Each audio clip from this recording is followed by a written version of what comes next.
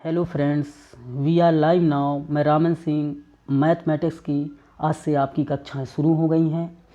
Math के प्रत्येक topic को बहुत ही अच्छी तरीके से, सरल तरीके से पढ़ाऊंगा और मैथमेटिक्स के जितने भी चैप्टर्स हैं उसको टॉपिक्स वाइज पढ़ाते हुए चलेंगे, जिसमें आपके सारे टॉपिक कंप्लीट हो जाएं और अच्छी तरीके से आप लोगों को समझ में आ जाएं।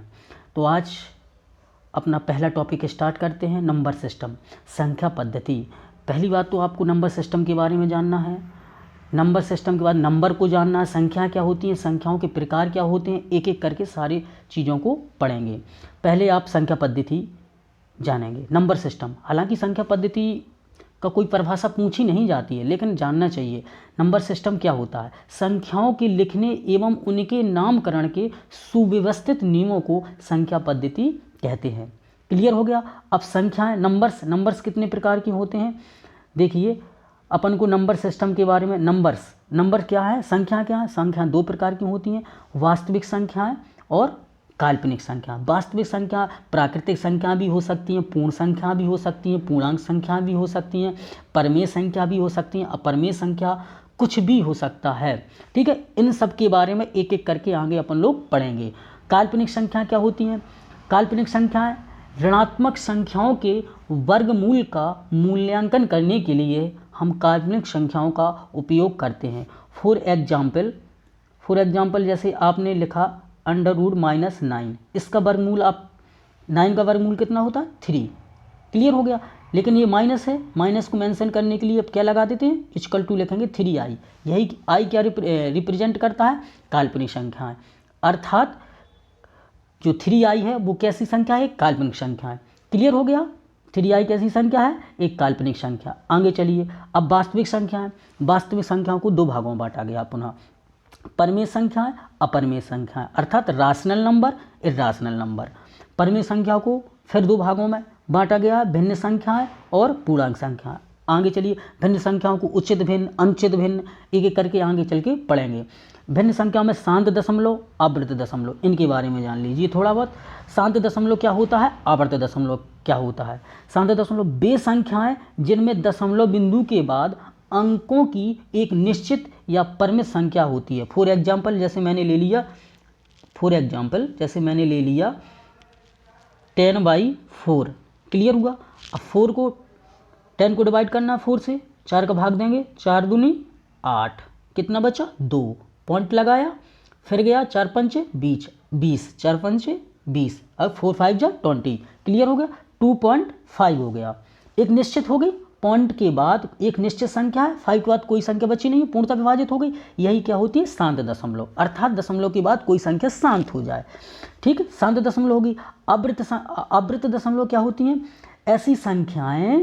ऐसी संख्याएं जो दशमलव बिंदु के बाद एक निश्चित या परिमित संख्या नहीं होती हैं, सीमा में नहीं होती हैं, उन्हें क्या कहते हैं, अवृत दशमलव। जैसे फॉर एग्जाम्पल हमने लिया 10/3 लिया, या अर्थात 10 को 3 से डिवाइड करना है, 3 3 जा 9, अर्थात 3 3 9, दशमलव आया, फिर 1 बचा, फिर दशमलव लगा के 3 3 जा 9, फिर 1 बचा, 3 3 जा 9, अर्थात 3 की आवृत्ति क्या हो रही है, बार बार शांति नहीं हो रहा है, 3 3 3 3 करते चले जाओ। ये क्या होती है, आवर्त दशमलव। क्लियर होगा, क्या होती है, आवर्त दशमलव। अब देखिए पूर्णांक संख्या को दो भागों में बांटा गया, धन पूर्णांक, ऋणात्मक पूर्णांक। धन पूर्णांक को दो भागों में फिर बांटा गया, सम संख्याएं, विषम संख्याएं। ठीक, सम संख्याओं में भाज्य संख्या पढ़ना अपन को, अभाज्य संख्या पढ़ना, विषम में भी भाज्य और अभाज्य संख्याएं पढ़ना है। ये आपका एक स्ट्रक्चर था। स्ट्रक्चर आपको समझ में आना चाहिए। आगे ना भी समझ में आए, आगे आप लोग एक एक संख्याओं के बारे में पढ़ेंगे। देखिए, संख्या पढ़ ली, वास्तविक संख्या, काल्पनिक संख्या। वास्तविक संख्या को दो भागों में बांटा गया, परमेय संख्या, अपरमेय संख्या। परमेय संख्या को पुनः दो भागों में बांटा गया था, भिन्न संख्या, पूर्णांक संख्या। भिन्न संख्या को दो भागों में शांत दशमलव, आवृत दशमलव। पूर्णांक संख्या, धन पूर्णांक, ऋणात्मक पूर्णांक। धन पूर्णांक में सम संख्या होती हैं, विषम संख्या होती हैं। सम संख्याओं में भी भाज्य संख्या होती हैं और अभाज्य संख्या होती हैं। विषम संख्याओं में भी भाज्य संख्याएं, अभाज्य संख्या होती हैं। अब चलिए आप एक एक परिभाषाएं बढ़िया तरीके से समझते हैं। देखिए, परमेय संख्या क्या कहलाती हैं, ऐसी संख्याएं जिनको P/Q के रूप में लिखा जा सके, परमेय संख्याएं कहलाती हैं। अर्थात जैसे यहाँ Q नॉट इक्वल टू 0, अर्थात Q का मान 0 के बराबर नहीं होना चाहिए। जैसे फॉर एग्जाम्पल हमने लिया 1/2, ये क्या है, ये अपना P है, ये क्या है, Q है। क्लियर हो गया, P का मान 1 है, Q का मान 2 है, अर्थात 0 नहीं है। ये आपकी क्या हो गई, ये आपकी हो गई परमेय संख्या। क्लियर हो गया। 3 भी आप कोई कहे 3/1, 1 तो मेंशन रहता है, इसमें रहता ही पहले से, P/Q के रूप में लिखा जाए, अर्थात 3 भी क्या अपनी परमेय संख्या हो गई। क्या है, परमेय संख्या। अब चलिए अपरमेय संख्या के बारे में जानते हैं। ऐसी संख्याएं जिनको P/Q के रूप में नहीं लिखा जा सकता है अपरमेय संख्याएं कहलाती हैं। इसका एग्जाम्पल क्या होता है, पाई। क्या होता है, पाई √3। कई बार एग्जाम में पूछा गया है, टेट, सुपर टेट, कुछ ऐसे एग्जाम हैं जिसमें कई बार पूछा गया है पाई कैसी संख्या है, परमेय संख्या है या अपरमेय संख्या है। तो आपको याद रखना है पाई क्या है, एक अपरमेय संख्या है। पाई क्या है, एक अपरमेय संख्या। क्लियर हो गया। अब आइए अपन लोग पढ़ते हैं भिन्न, फ्रैक्शन। फ्रैक्शन क्या होता है, फ्रैक्शन को 2 भागों में बांटा गया है। एक उचित भिन्न होती है, एक अनुचित भिन्न होती है। उचित भिन्न क्या कहलाती है, उचित भिन्न के बारे में पढ़ना है। ऐसी भिन्न जिसका अंश हर से छोटा हो, उसे क्या कहते हैं, उचित भिन्न कहते हैं। जैसे फॉर एग्जाम्पल लिया अपन ने 5/7, ये 5 क्या है, अंश है। क्या है, अंश है। ये 7 क्या है, हर।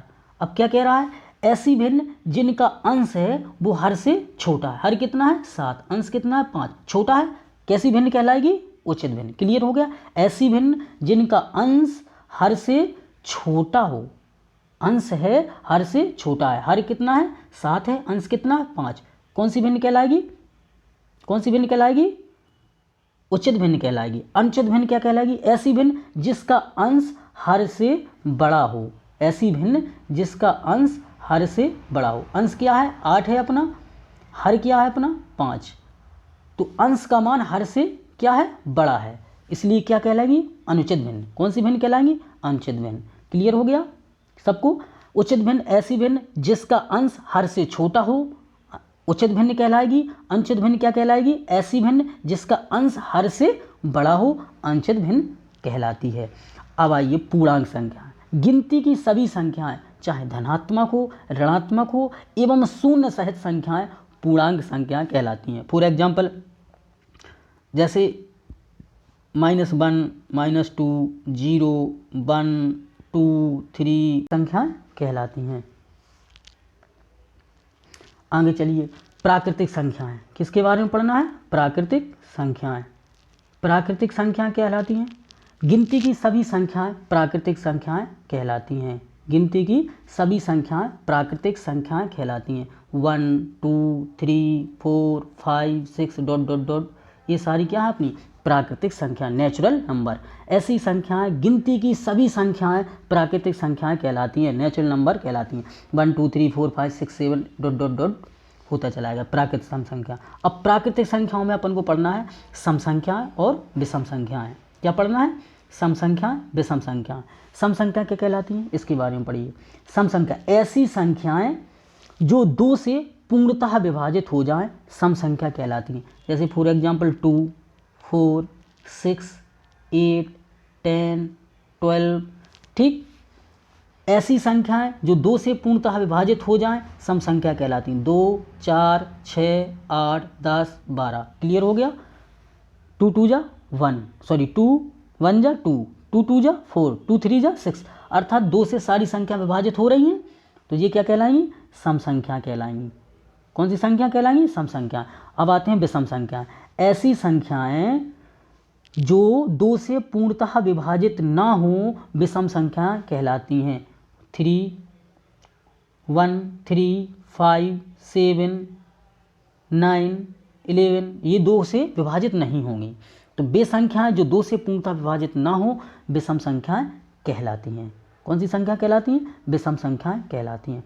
पहले अब आते हैं भाज्य संख्या, अभाज्य संख्या। बहुत सारे क्वेश्चन बनते हैं, सम विषम, भाज्य संख्या, अभाज्य संख्या, पूर्णांक संख्याएं, प्राकृतिक संख्या, इनसे क्वेश्चन बनते हैं।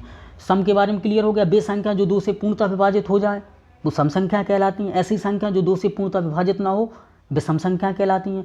अब आती हैं भाज्य संख्याएं और अभाज्य संख्याएं। भाज्य संख्या क्या कहलाती हैं, ऐसी संख्याएं जिनके 2 से अधिक फैक्टर हों, ऐसी संख्याएं जिनके 2 से अधिक फैक्टर हों कौन सी संख्या कहलाती हैं? भाज्य संख्याएं कहलाती हैं। क्लियर हुआ? ऐसी संख्याएं जिनके 2 से अधिक फैक्टर हों भाज्य संख्याएं कहलाती हैं, कंपोजिट नंबर कहलाते हैं। जैसे 4, 6, 8, 9, ठीक, ये क्या है? अपनी भाज्य संख्या। क्वेश्चन बनेगा पहली भाज्य संख्याएं कौन सी है? तो याद रखना पहली भाज्य संख्या 2 नहीं है, पहली भाज्य संख्या क्या है? 4। क्यों? इसके कितने फैक्टर हैं? 2। 2 क्यों नहीं है? 2 है। इसके फैक्टर कितने? 1 और 2, ओनली 2 फैक्टर हैं। और ये क्या है? भाज्य संख्या। ऐसी संख्या जिनके 2 से अधिक फैक्टर हों वो कहलाती है भाज्य संख्या। जैसे 4, क्या लिया अपन ने? 4 लिया।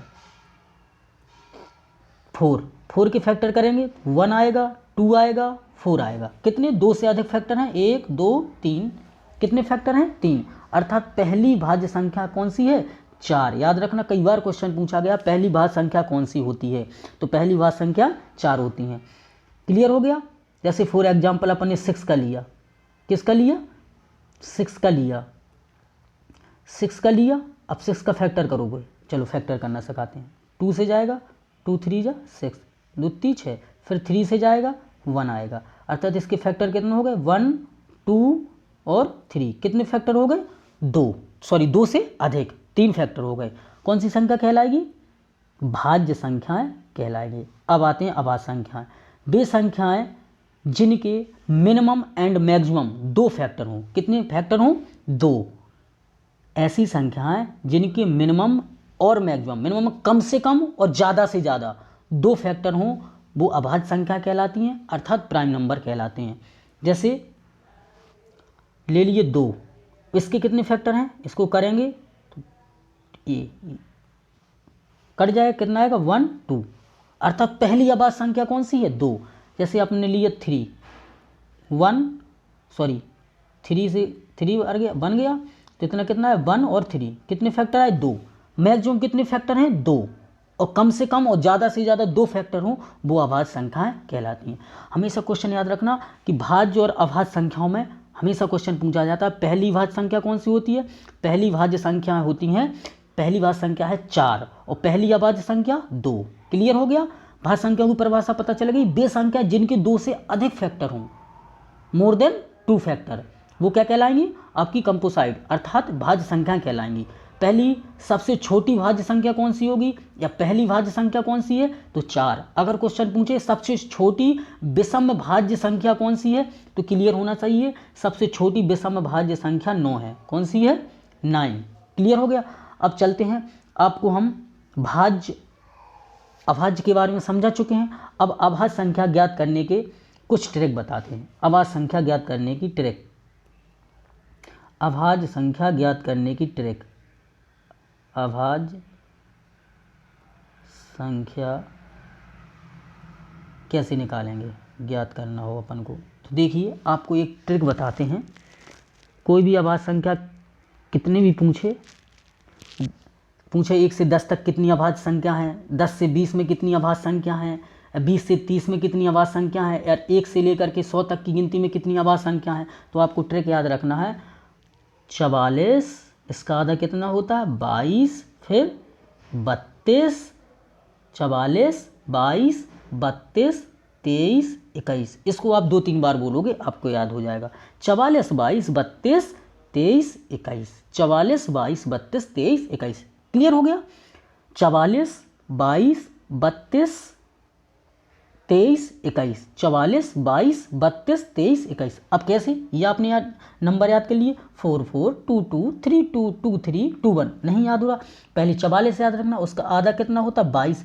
फिर 32 रखना, उसको पलट देना तो कितना हो जाएगा? 23। 23 में 2 कम करके 21 कर लेना। 44, 22, 23, 44, 22, 32, 23, 21। अब कैसे याद करना?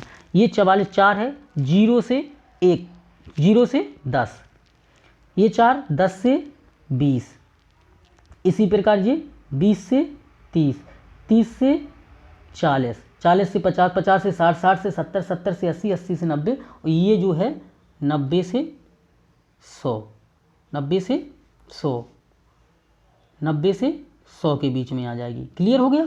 अब जैसे हमने आपसे क्वेश्चन पुटअप किया, आपको बताना है, मैं कहूँगा कि आप 1 से लेकर के 1 से 10 तक की संख्याओं में कितनी अभाज्य संख्याएं होंगी, तो आपको तुरंत आंसर आना चाहिए। कितनी अभाज्य संख्या होंगी? 4। कैसे? हमने अभी बताए थे। कौन कौन सी बताए थे अब अभाज्य संख्याएं? 1 से लेकर के 10 तक की संख्या में कितनी अभाज्य संख्या होंगी? 4। कैसे? हमने बताए थे। पहली कौन सी होगी? 2, फिर कितनी होगी? 3, फिर कितना होगा? 5, फिर कितना होगा? 7, 9 है नहीं, 10 है नहीं, 11। तो कितनी अभाज्य संख्या है? 4। 1, 2, 3, 4। इसी प्रकार आपसे क्वेश्चन पूछा जाए, आप जवाब देना। आप लोग 1 से लेकर के 20 तक की संख्याओं में कितनी अभाज्य संख्याएं होंगी। अब देखिए, आपको हमने बताए थे 4, 4, 2, 2, 3, 2, 2, 3, 2, 1। अब हमसे पूछा है कितना? 1 से 20, 0 से 10 तक ये होता है, 4 लिख लिए। फिर 10 से 20 फिर कितना होगा? 4। तो टोटल कितनी हो गई? 8। इसी प्रकार कितना भी पूछे, 1 से लेकर के 100 तक की भी संख्याओं में पूछे, 1 से 100 तक की संख्याओं में कितनी अभाज्य संख्या होंगी, तो आपको तुरंत बताना है कितना होती है। बताइए आप लोग।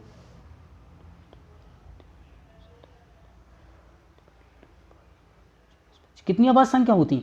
किसी को तो रटा होगा, डायरेक्टली 25 होती हैं। इसी ट्रिक से आपको निकालना है 44, 22, 32, 23, 21 अभाज्य संख्याएं आपको फाइंड आउट हो जाएंगी। तो धन्यवाद। आपको कैसा लगा सेशन? अगर अच्छा लगा तो इस चैनल को सब्सक्राइब करिए, लाइक करिए एवं ज़्यादा से ज़्यादा इस चैनल को शेयर करिए। धन्यवाद।